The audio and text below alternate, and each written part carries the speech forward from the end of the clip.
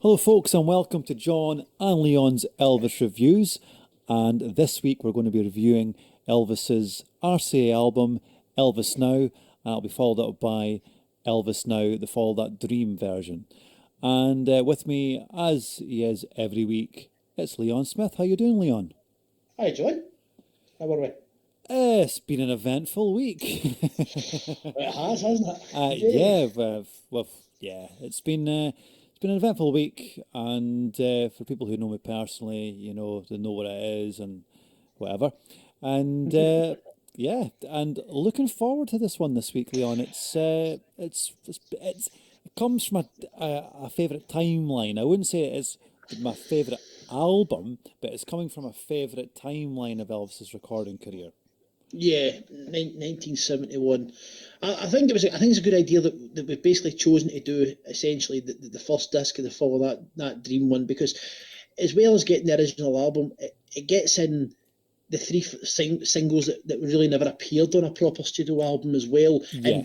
and at least two of those songs are probably two of the best songs he recorded in the 70s. Oh, yeah, of So course. Yeah. yeah, so I think that's really good that we can get that in. And I think people can relate more to the albums rather than the sessions because they'll maybe have it in their collection going, oh, Elvis Now, okay, that's what they're talking about, and we thought we'd maybe try it this week and see how it goes. Yeah. I'd like to personally thank everyone who's listened to last week's podcast, the one with King Creole. It's got quite a lot of views, so thank you so much for that. And obviously on Leon's behalf as well, thanks so Yeah, much. absolutely. Absolutely. Leon did a lot of hard work to share it, and but you can share all you want. You need to get that bite. So, and you have bitten, and it's went over really well. And but I think that's going to leave the fifties for a little while and go back to our Mhm. own little bit of a comfort zone, what we enjoy doing, Yeah. which is this type of era.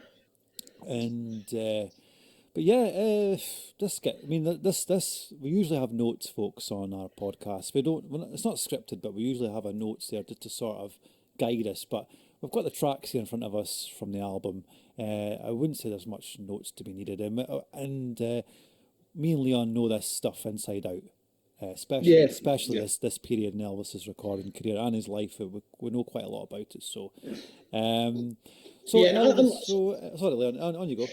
Yeah, unlike what we've done before, where it's in a recording session, and sometimes when we need the notes just to make sure we keep in order with that. Yeah, The album, we know the album pretty well. It's the first specific album review that we've done, and we know the album yeah. inside enough that we know the order and that, so there's no Oh, of problem with course, keeping yeah. that. So as you say, we don't really need the notes as much this time as we have previously.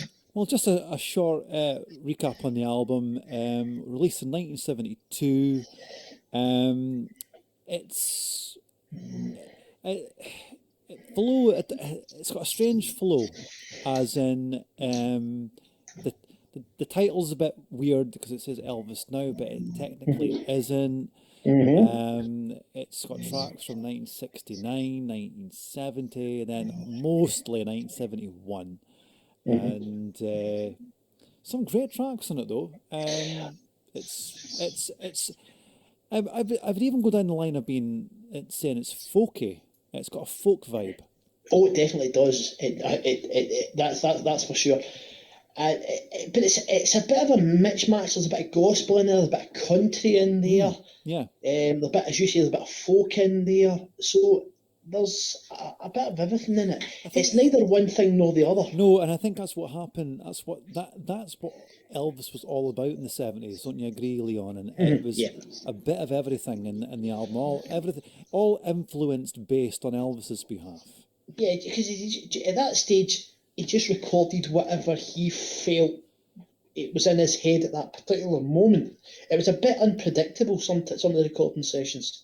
Yeah, they weren't planned in the slightest. I wouldn't, maybe a Mm-hmm. little bit, but I wouldn't say that, even the musicians went in knowing what they were going to record that night.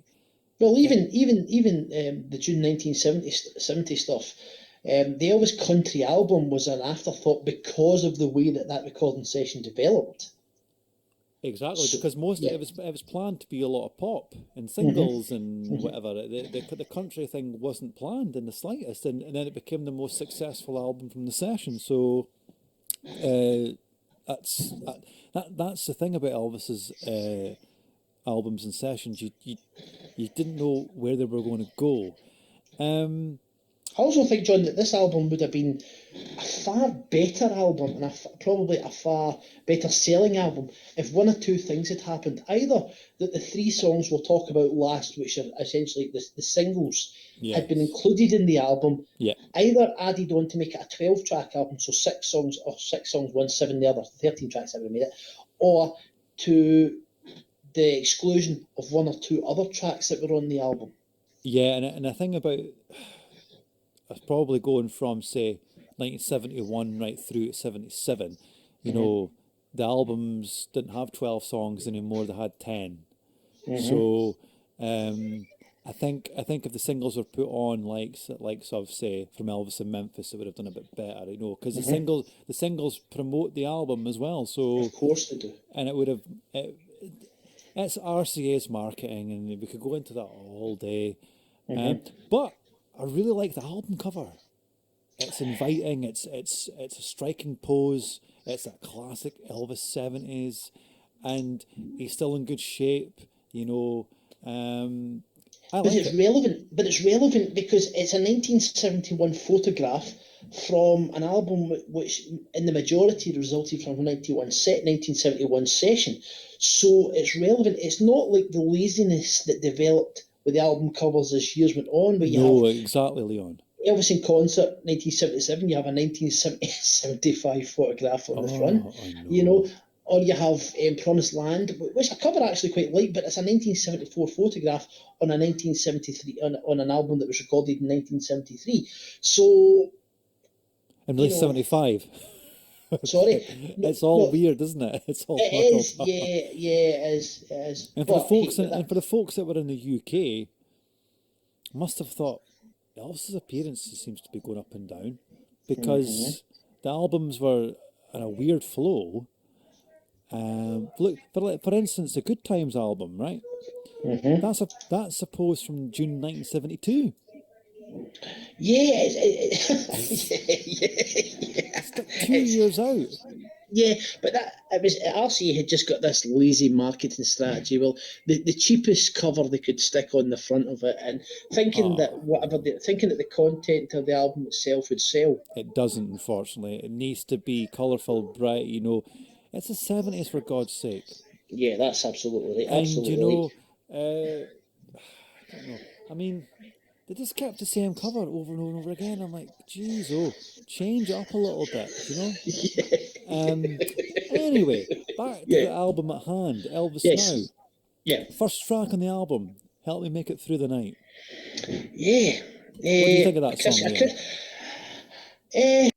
As a song or Elvis's version? Go either or here. Right, I think Chris Christopherson's version is superb. I do. I love it. I love it. It's one of my favourite songs, actually. I do. I think I used to absolutely love it. But as years went on, I think Elvis's voice is maybe a bit too heavy for it. I think the arrangement's a bit too heavy on it. It's a bit boring. Yeah, it is.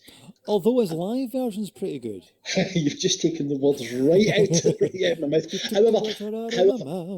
But again, I would say that if you use the original, the first live versions in 1971 with a full length, because as the years went on, he started to abbreviate it a bit more, made it a bit shorter. We were maybe only getting you weren't getting the reprise of any verses. I would have put. You know what I would have preferred, Leon, if they'd stuck a live version on there rather than a studio version. As in the same way that they did with "I've Lost You" on "That's the Way It Is." It would have flowed. In fact, it would have kind of went hand in hand with "That's the Way It Is." It would have kind of had that same sort of feel. It's technically a year later, but it isn't. You know, it's released 2 years later, but. I mean, well, that would have been fine if they had one to put on it. Yeah, but of course there was. But there wasn't. But no, of course there's bootlegs out there, and yeah. I don't think there is. I don't think there is a soundboard one from '71 actually of Helping Make It Through the Night. Actually, no, I don't think there is. Not that I'm aware of. And I think, but even then, I think that's. if they'd done that, then people would wonder. I can understand. See, and that's the way it is. I can understand why they put a live version of "I've Lost You" on that, because you had the movie coming hand in hand with that. But I wouldn't see any logic in putting a live version on there when Elvis had done a studio version. Although I take your point, John, as to why, because in hindsight, the live versions are probably better than the studio version. Ollie, and before we, I was going to do this at the start of the show. It's not Elvis related, but with us doing podcasts and stuff like me done radio in the past, I just want to tip my hat off to Larry King, who just recently passed. Yeah, absolutely. Brilliant broadcaster. His show was phenomenal, and I just wanted to just give a little tribute to him. Another great loss. He was a brilliant guy of what he'd done, and huge respect to him. So that's what I thought I'd get that out of the way. Yeah, absolutely. So second track on the album is Miracle of the Rosary. Now, I know a little fact about this song. Okay. And it was written by a guy, and I don't know his name because, like I say, I've got no notes up or anything like that. And anyway, the guy who wrote it also was recording at Sun at the same time. And his career... Lee Denson. I think that's who it is, yes. And that's it. And it was on a programme called I Hate Elvis. Okay. Believe it or not, I know. That's how big Elvis was, even that type of stuff sells, right? Yeah. Or it's been shown. And he wrote the song and he recorded it and it didn't go down too well. And at Sun, I mean.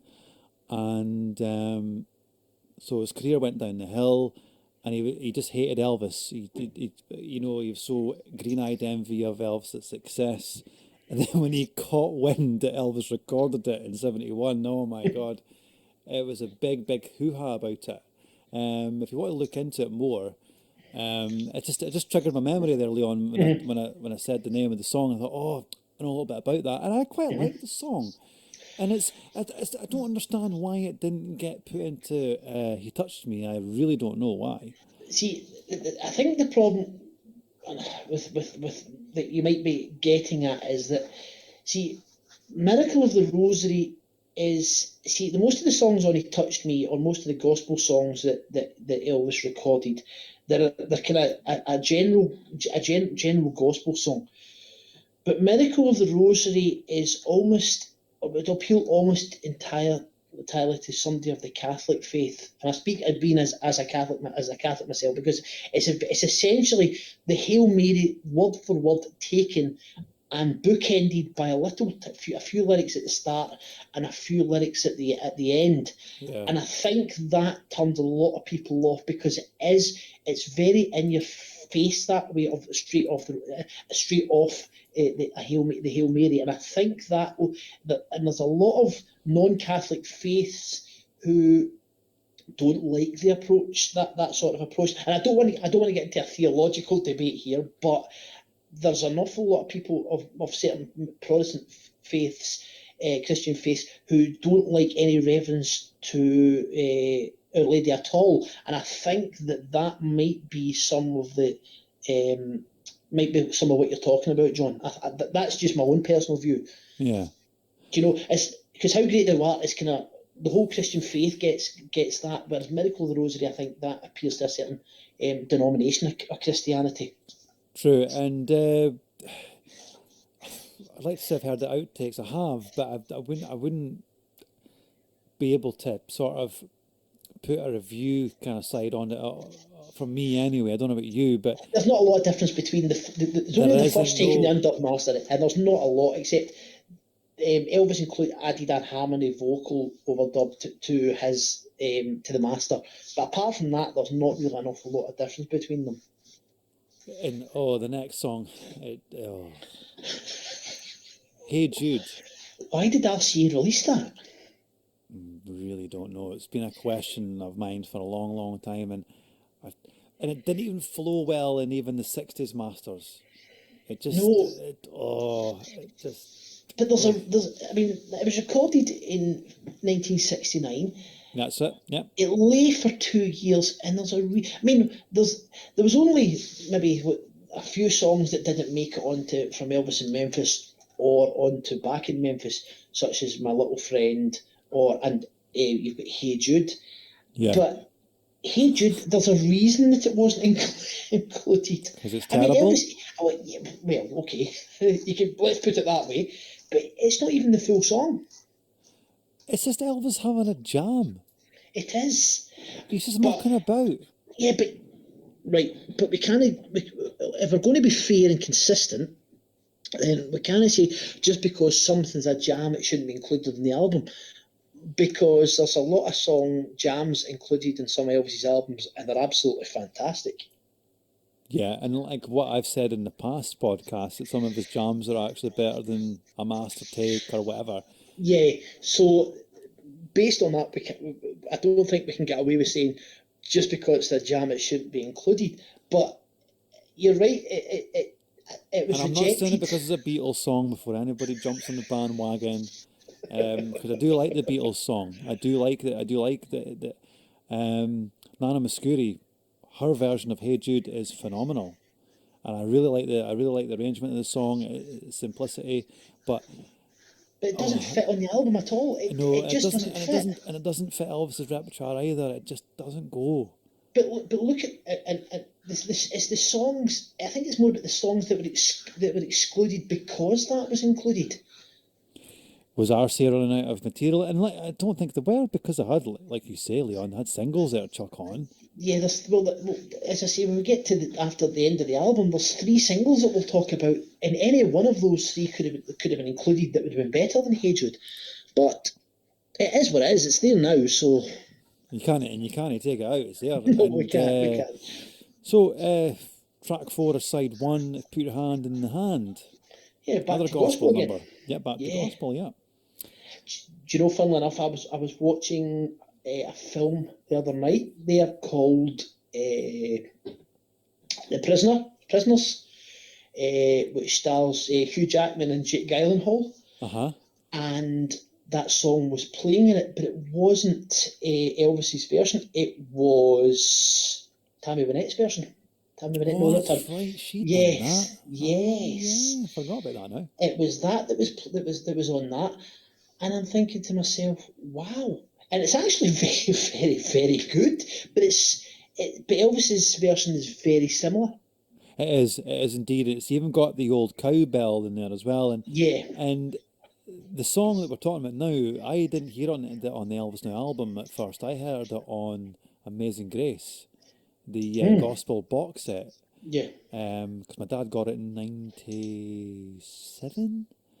And then my dad got the Elvis Now album in about the year 2000 or something. So that was the first time I heard it on the proper original album. But like I say, I heard all those 70s gospel stuff on that box set, you know. And see, when you hear that set now, Leon, the sound's not good at all on the Amazing Grace compilation. Ooh.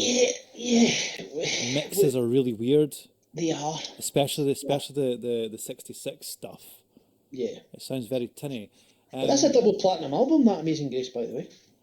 I know it sold very well. 1994, by the way. 94 it came out, and my 94. dad got it 97, because I know I know it sounds sad, but I know all the dates my dad got stuff, because you tend to remember where you are. Or what of course you do. do. Yeah, and because it's a significant time that you remember where you were when you first heard a specific Elvis track and stuff. Yeah. I like the song, but I can fall in love with it, and then I'm not saying I dislike it, but it's one I skip now rather than sit and listen to. If I've got the Elvis Now album on vinyl, I'll play it right through, and sometimes it does make you appreciate the track a bit more. Yeah, but you get tracks like that though. They're throwaways. Really. Yeah. The next song, last song on side 1 is Until It's Time for You to Go. One of my favourites. Beautiful song. Yeah, it's quite. I know you took the word right out of my mouth. Yeah, it is haunting. It is, and also a song that became a staple of Elvis's of his live show. Yeah, that's right. And one of my favourite versions of that, in fact, two of my favourite versions of that came in 1972. I like the very first time he performed it live on the 26th of January 1972. I do like that. But I also like the one that he did in Greensboro on the 14th of April 1972 that was filmed and not included and on tour. I like that version. Do you know that a song was almost not recorded? Okay. I can't remember if it was from the March, May, or June sessions. I can't remember which sessions it was from, but they had about half an hour left, and Elvis says, "Well, we'll give this one a go," and he did it. But it was just all, like you say, Leon. Like the sessions were unpredictable, and it was off the cuff, and then that was a single as well. Yeah. And I really, really dislike the 70s Masters mix. Really do, because they've taken that intro away, that haunting orchestration, and they've put it so far away. I'm like, no, that's what makes a song. Yeah. So I always try and revert back to the original album or the single version. Well, you were saying there about that Elvis had kind of rushed to make that one. Well, he went back again and it must have been not happy with it. He went back again and re-recorded it again on June the 8th. But even after having done it before, it still took him about 10 takes to get a master done. But it was almost 4 minutes, and then RCA faded it, so the last 15 seconds or so was taken out. But as I say, that and it was actually recorded straight before the song we've just talked about, Put Your Hand in the Hand. So it was the one that was actually recorded right before that. But as you say, it was unusual. It didn't happen very often that Elvis would record a song and then go back and not be happy to remake it, because it got to the point, I suppose, in the 70s where it just went, well, that'll do. We'll just leave it at that. But it's good to see him go back and remake it to make sure he's happy with it. It's good to see him have a bit of drive and a bit of like passion for what he's just recorded, and he's like, no, I'm not happy with that. I'm going to redo it. Which takes us on to side two. We Can Make the Morning, another single.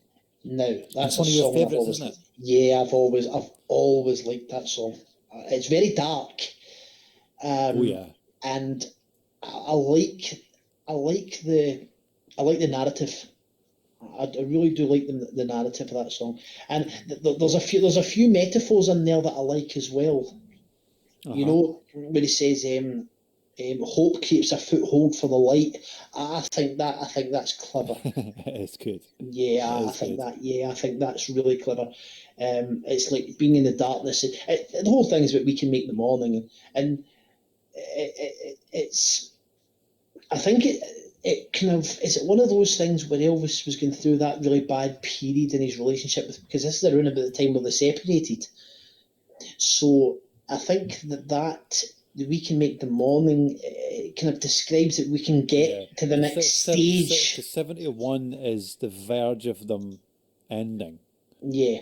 Because it was late in the year that she officially left him. So summer, you know what I mean? He knows it's, I think Elvis knew it was happening. He knew it was coming, but he didn't know exactly when. And he's just expressing it in his music. You could totally tell that. You know, I've heard a few of the outtakes of the song as well, and it's pretty good. I quite enjoy them as well. It's actually quite a weird intro to the song. Because it goes sometimes it could be a bit bombastic with the percussion. It didn't really need that, but you'd miss it if you didn't hear it, if you know what I mean. Do you know when I first heard it all these years ago? I think it always sounded, the mix to that song always sounded weird, particularly the percussion. It always sounded kind of strange. Yeah. I don't know why that it always sounded that way to me, but it did. It sounded, I don't like to use the word tinny, but it almost sounded, I tell you what it sounded like. You imagine being sitting in your car and turning the bass down and putting the treble up. Yes, and you know what? That's one of the reasons why I skip it. Because the mixing's all wrong, and I don't know, whoever was engineering those sessions were a bit like, get your levels done right. Do you know what I mean? And Yeah.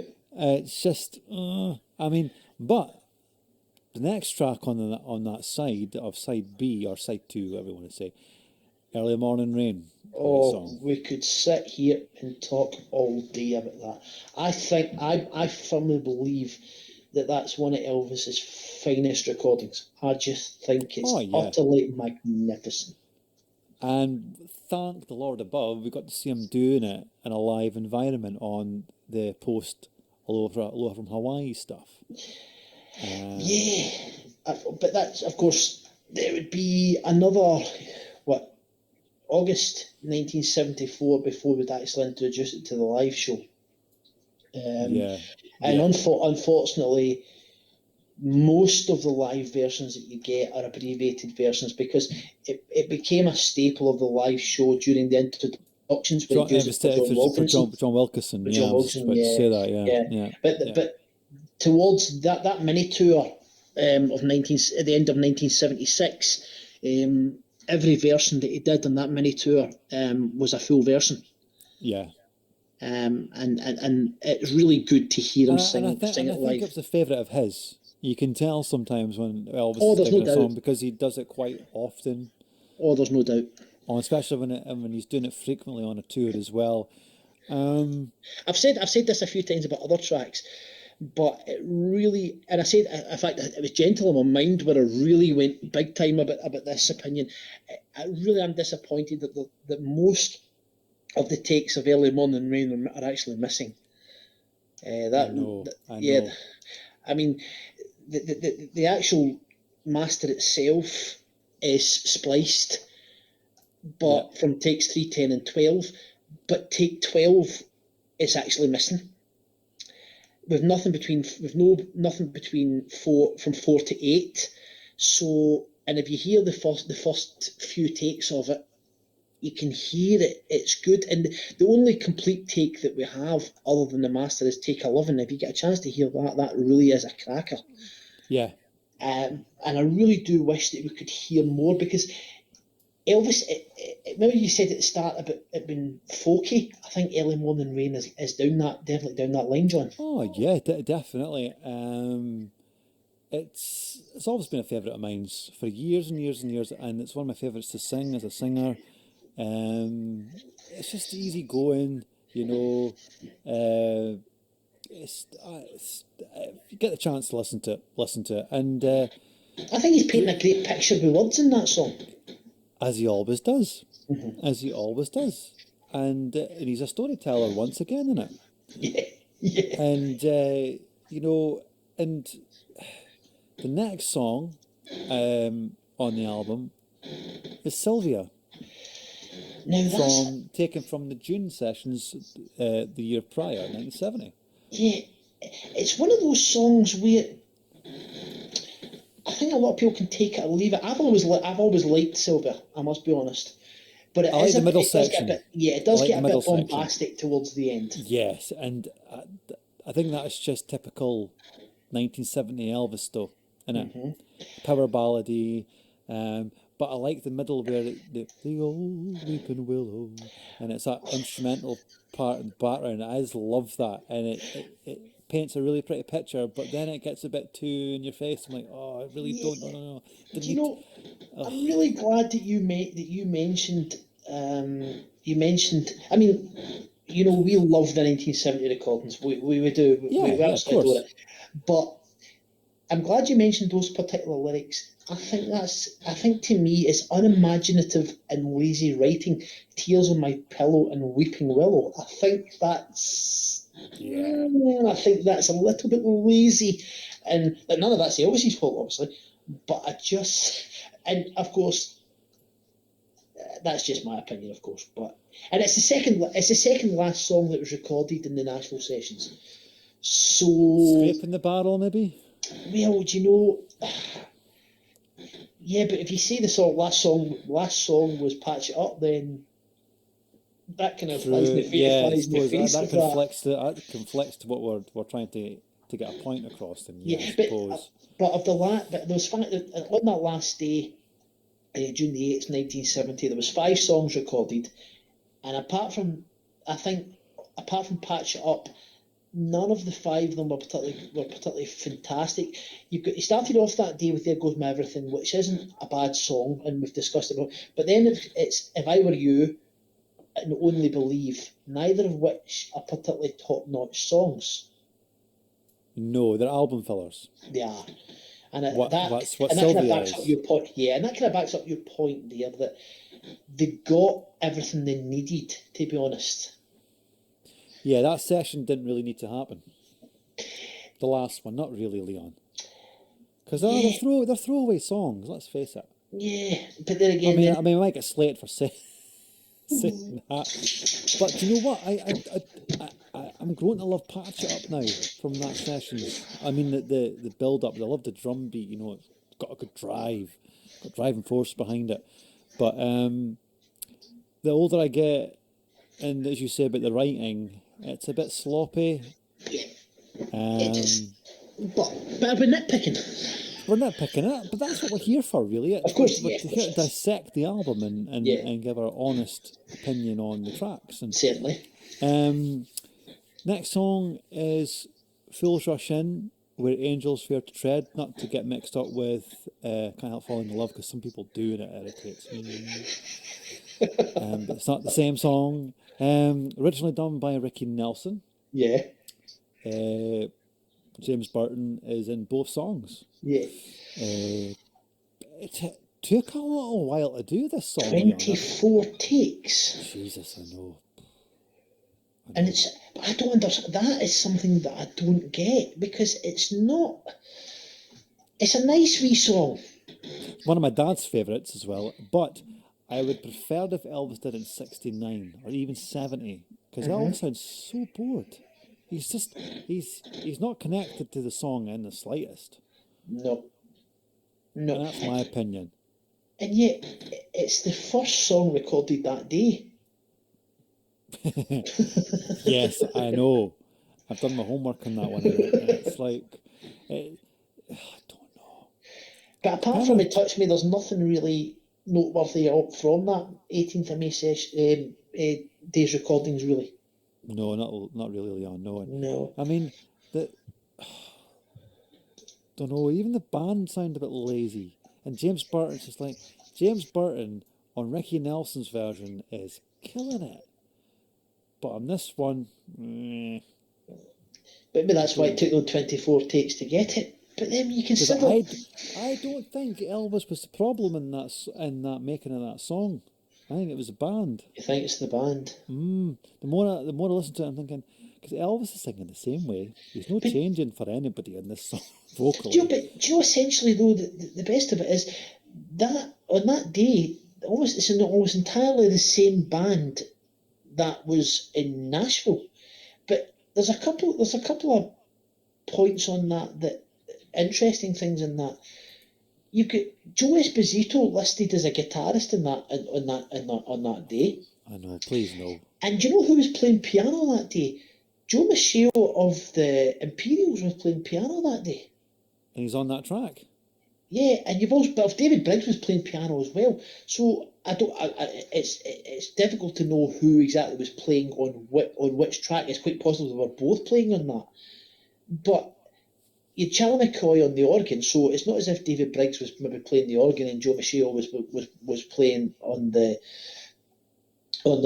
piano or vice versa. Yeah. Yeah, it just seems everything seems a weird setup that day. It's like give them different jobs. Do you know what I mean? Yeah. You know what? We'll just put Elvis on the drums today, and he won't sing it. We'll just job swap Abdi. Yeah. Sorry, everybody, not Abdi. But it's still a nice wee song. I mean, it's just why it took 20. I mean, it's never hit material, not by a million miles. It's not. But that's what was happening, though, Leon, towards the difference between 1969 and 71. We're just getting to it's a nice wee song now. But that's the thing about that whole Elvis Now album. Apart from Until It's Time for You to Go, there's not really a single on there, and yet and yet in a minute or two, when we talk about the singles that were taken from that session, they should have been on that album, and that album would have been up a notch or two just by inclusion of them. Yeah. But as we said before, RCA made the decision. And listen, I don't think we can let Elvis away with completely blameless in this, because he still had to agree to that. As executive producer, he still had to agree to this. So, True. Unless his mind's somewhere else, and his thoughts are somewhere else. And then we get up to, the last song on the album. Yeah. Well, the original album, and that's I Was Born About 10,000 Years Ago, which was the what's it? How can I in between the tracks in Elvis Country. Yeah, which wasn't needed. No. At all. It really irritates me. It ruined the album. You can't get an official start on the song. There's no official ending on the song. And it's just, why? Much to the chagrin of every single person who ever tried to record that from LP in all these years. But it's weird. But even the song, I think the song it's never been a favourite of mine, that song. No. Does it? I mean, what's it trying to be? Is it trying to be a gospel song? Is it trying to be a folk song? I mean, what's it trying to be? Another album filler? Barely. I mean, it's just, and you know what? That's why I own Elvis Country on CD, vinyl, whatever, right? Yeah. But I don't listen to the songs on it because of that. Because of that fact. Because I want to listen to the songs in their entirety, not when it gets like ruined by another song. It's just not needed. Why? Well, do you know the best it is, if you're going to take an album, say an album would normally be 10 tracks, right? So just let's take for read that the album, that the RCA had decided that every Elvis album should be 10 tracks.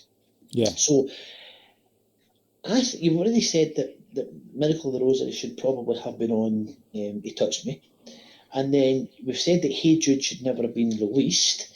And then we've got the song we're talking about there, I Was Born About 10,000 Years Ago, should probably never have been on then. And the next 3 tracks that we're going to talk about should have taken their place. It's, you know what, see, when I was younger, I didn't really complain about this type of thing, but see, the older you get, and see, when I was younger, Leon, I had a one-track mind. Elvis was my first love, and he was the only guy I listened to, blah, blah, blah, blah, right? But when you start to listen to other people's albums, bands, soul artists, whoever, right? Yeah. And then you see the workmanship going into those releases, and how they're put on the album, how they're spread out. And then you see an Elvis album from the 70s, and you're thinking, what the hell? Yeah. All over the joint, man. Yes, they are. There's no cohesion. Because, can I be completely honest? Elvis Now could have been a really, really good concept album if it was done properly. Yes. And it's too haphazard. There's an album, Leon, what's it called now? It was a folk album that came out a few years ago. Compilation Elvis, and it was a record store day one. Oh. It's got a pose from '68 on it. It's got cream coloured, and it's got a lot of the songs on here on it, and it makes a perfect concept album. And I can't remember the name of it, but I'd like to own it actually. There's that many that many compilation albums that they all blend into one sometimes. Yeah, because it's got like You Asked Me To on it, Gentle on My Mind. It's got Early Morning Rain. It's got Don't Think Twice. No, it's very folky. It's such a great album. Yeah. I can't remember for life. It'll come back to me, and if it does come back to me, I'll put it into the next week's show. But yeah, I'll look more into it. But yeah, it's a really, really good album. Yeah. And marketed well. But like I say, you know, it's a 70s Elvis that we've had to put up with. I think Elvis Now was pretty well marketed in a lot of ways, because if you look at a lot of the concerts in 1972, you've got Elvis Now plastered right along the front of the That's true. stage. Yeah, and you see it on Madison Square Garden as well Yeah, so I on the think I stage. don't think there was. I think, is it quite possible in some ways that we are comparing 1972 to 2021, where we're expecting the same, where you get marketing on about a million different platforms, as opposed to you all had TV, radio, and a live show Well, you had radio spots, and that was about it. yeah, but would that not be normal for most albums in that Truly time? on, yeah, and see, and Elvis didn't do TV to promote anything, so that's another one because he Well, only had tours and this. That's yeah, it. because the Colonel wouldn't the Colonel wouldn't do anything, let him do anything like Top of the Pops in this country, or whatever there was in the States at that time, because most of these shows were there for you to promote your new single, so you didn't get paid for it. And we all know what the Colonel's attitude was about Elvis not getting paid. Elvis never appeared in the Royal Variety performance in London. For that, he was invited three times, Yeah, and the Colonel essentially wanted £1 million for Elvis to appear. that's And crazy amount of money, isn't it? yes, They would have just laughed at him because of that. yeah, absolutely. So for these reasons, I think that's where the promotion could maybe have been better. But Yeah, but we've got the isn't track hindsight a show, and wonderful that's, I thing? Isn't mean, hindsight a wonderful thing? I think we say this in every podcast, don't we? Yeah, we do, but a lot of the time it comes down to It's a that. confliction between Elvis the artist and RCA and Yeah, the Colonel all combined, yeah, and they're all to blame, not just the one person. Do yeah, you know what I mean? Because you should be in charge of your own music. At the yeah, end of the day, you're the artist. yeah. They're the But company. of course, that moves us on to the first of the singles, and the first of the tracks, which I think should be included on that. And I'm leaving. oh my goodness me, I think this must be amongst the top five of Elvis's finest recordings. I think it's absolutely superb. I really think that it shows. I don't think a lot of singers could sing that song. I think I it's can't. really difficult to sing. You heard it. It's awful. Yeah.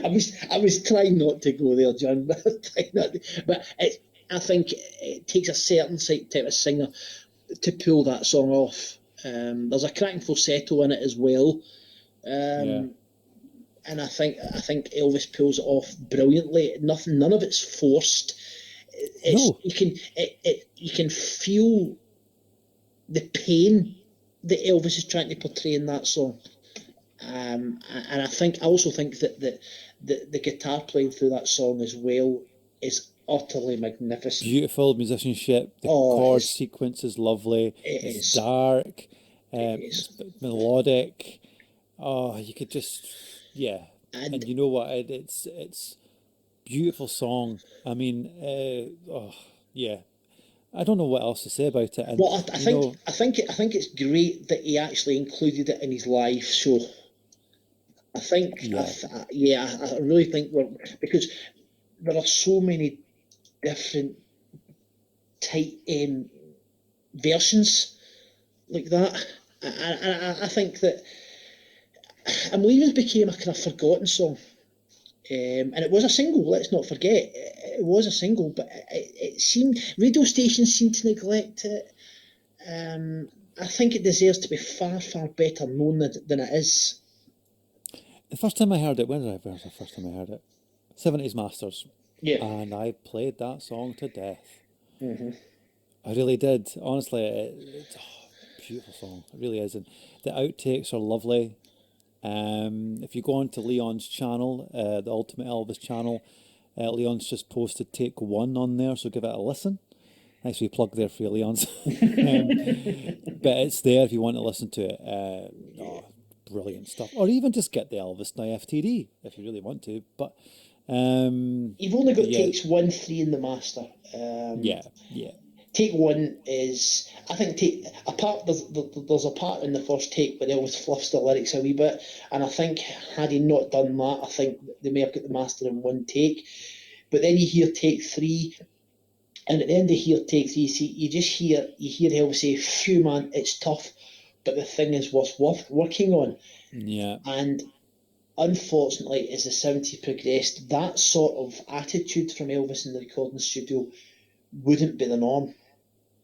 No, I think 71 is the last time you'd really see a fully committed Elvis Presley. I mean, yeah, you've got the little bit of highlights from the Stax and then a little bit from Elvis Today sessions, but 71 was the last time he was really, really fully committed. To me Yeah. personally. Yeah. I just think it's a great song, and I really do like the earlier live version, the '71 versions of it. The one at Boston Garden on the in November is just magical. It's just, but to get a real treat, there's some audience recordings from Lake Tahoe Yeah. in July and August 1971, where Elvis had just recorded it and just introduced it. The sound's not brilliant. No. Really, it's like much like we said about Help Me Make It Through the Night at the start of the review. The earlier you get, the closer you get to the studio version. As the '70s went on, he kind of sped it up a wee bit. Yeah. But it was still, don't get me wrong, it's still almost every version that he did live was great. But I just loved to have been in the audience as he performed that. I really think that would have been. Would have been nice. It would have been really nice. And there is 8mm footage of it kicking about on YouTube, so you could kind of see the difference between the two. Next single would be It's Only Love, and I think everybody kind of knows this one. Yeah. Do you know what? It's a song I always forget about, and I'm ashamed to admit it, but when I listen, I go, yeah, it's all right, but it's a little bit forced. Do you think so? Aye. Yeah, Elvis is struggling a wee bit vocally, a little bit. But it's a very difficult song to sing, Leon. I like the earlier takes of it. See that? Me too. Yeah. And when I first heard it on the first, I'm the 100 years from now compilation. Yeah. The early, you're right, Leon. The early takes are a lot better. Yeah, and you also hear the lyrics are slightly different as well. Yeah, exactly. Yeah. And I like that. I don't know what they were trying to achieve with it. It's neither one thing nor the other with that. It's neither country nor quite Pop. Yeah, it's kind of hybrid of the two, but without achieving either. But weird arrangements, though. It is. And I mean, in the master, but the earlier takes are a lot. It got too busy, way too busy on the master take, and. Do you think the brass doesn't help any? Oh, don't go there with that. Overkill, overkill, and and have you heard the 12-inch single version? No, I was just going to say that. Yeah, it was almost a UK exclusive, that. Because Beyond the Reefs on B-side, I've got that. Actually. It's very weird because you get the intro, you get that intro twice, and then its verse is repeated in odd places, and as I say, it's a very strange extended intro, but you can tell it's fake by the way it does it. Yeah. Do you know? Oh yeah, I know. It sounds so badly done, doesn't it? Yeah.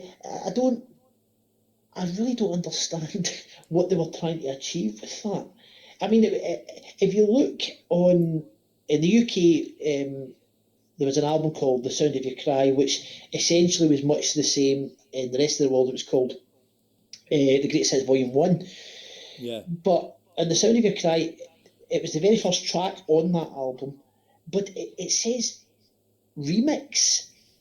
And it's not a remix. It's just added on. Yeah, it's almost spliced and moved. They moved sections of the song to other parts. it's really weird. And I'll put the link to it in the description below the video, so you can go and have a listen to it, to anybody that's never heard it, because it's weird. But it got to number 3 in the charts. I know. How odd is that? It is, and that not getting to number 3 in charts saw it included in. Was that 1980, wasn't it? It was, yeah. It found itself included on. Because it's like when they did that with Suspicion as well. Random. Oh, it is. But 1980s RCA, that's all I can say. Yeah, but both of those songs, because of what you just said, because of the way they were released then, and because they did well in charts, found their place onto Presley, the all-time greatest hits. That's probably the first time I heard it, actually. That's not a good mix. Horrible. Mate, the whole lot in that bloody compilation's bad. I tell you what, do you know what's weird about that? Since we mentioned that set, an American trilogy on that is the Greensboro version that was in This Is Elvis. Oh, is it? Yeah. Oh. That's the version of trilogy that's on that box set, on that set. It's weird, and it's the This Is Elvis version with the strings and all that. Not Greensboro, sorry, it was not Greensboro. It's Hampton Roads. Hampton Roads, yeah, Hampton Roads, and it's the This Is Elvis version, which is weird because that album came out in 1986, I think it was. And yet Elvis was 81. 81, yeah. So it's really, really, really odd. Yeah. I think a lot of times compilations happen by chance, and they just chucked the whatever mix they could find, boom, chuck it on. Yeah. 1987, by the way, I've got to correct myself. 1987. The last song then, well, technically, is The First Time I Ever Saw Your Face. Beautiful song, that. Yeah. Now where do we start with this one? Oh, there's 2 versions. Oh, God, there's so many mixes out there as well. Well, it was originally intended to be a duet. That's right. And that's how it was recorded. So, both with Ginger Holiday, first of all, and then with Tempo Riser. Both of which were rejected. And so rather than go and re-record the song, they just took out the few main vocals and Elvis re-recorded his vocals over that. I'd prefer the live version to the studio version, John. A couple of reasons. And by the way, before I say anything else, I have to say, this was the song that was played at my wedding. This is a song me and my wife chose for our first dance after we were married. So I can't slate the song too much because she'll kill you. No, not because she'll kill me, but simply because it's the song we chose. We could have chosen a million songs, but that's the one we chose. We chose it simply, I think, because the lyrics kind of suited us as well. But of course. But why I prefer the live version is you get all the verses in the live version. You don't get all the verses in the studio version. Exactly. You know, the first time I ever lay with you, that you get that verse in the live version, which you don't get in the studio version, and I just prefer completeness. If that makes any sense. Yeah, of course it does. Of course it does. And will we review Don't Think Twice? It's All Right. Well, I think we should because it would be the next song on the For That Dream album. Yeah, I think. Which is a jam, isn't it? Yeah. I think it's a good song. A bit elongated, though. Well, 11 minutes 20 for the whole thing. That's long, isn't it, for Elvis's standards? It is. The whole 11 minutes 20 seconds version's on my channel. I'll leave a link for that down there. Yeah. But originally released on Elvis the Fool album. Yes, it was. In 73. It was. But on the Elvis Now For That Dream album that we're talking about, you get the whole 11 hours 20 minutes. And I think Elvis, you can feel Elvis is actually having some fun with it. Yeah, and he changes it up and down the tempo. He changes it. He changes the style of his voice, and he's just he's having a great time, and that's for sure. You could definitely tell that. But that song could never have been released on an album in its entirety. Oh no! We'll leave that to the Doors. We'll leave that to their 11 minutes epics. But no, I totally agree with you on that one, Leon. No, it wouldn't. It couldn't fit anywhere in an Elvis album. But Not like that anyway. But it's good to hear Elvis singing something that's written by Bob Dylan, though, is it not? True. I mean, and that's his second time doing a Dylan song. So yeah, Tomorrow's a Long Time. Another great song. Yeah, I like that too. Absolutely.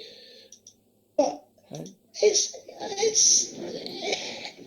it's a jam all the same, and that's what I said back at the start. But if we're going to say that Hey Jude shouldn't be included because it's a jam, then we'd have to say that this song should never be included on the full album. I think the version on that album, I think the way that the RCA edited it is a lot of the problem, because it kind of fades in at the start and then they fade it. I think they made it too long, and they didn't just fade in at the start, but there's a load of different mixes out there you can find of that song. Of Don't Think Twice Is Alright, depending on where it's faded in and faded out. Yeah. You know, you get some where it's maybe the first, the fourth, and the eighth, and then you've got other versions where do you know what I mean? Do you know what I mean? And it just depends on where you go. Yeah. But I mean, the song in a whole, yeah, it's Elvis doing something different. It is. You know, but the lasting comment on Elvis Now is, I'd say it's above average. The album. Oh, it is. It's not. It's not on par to, say, Race on Rock.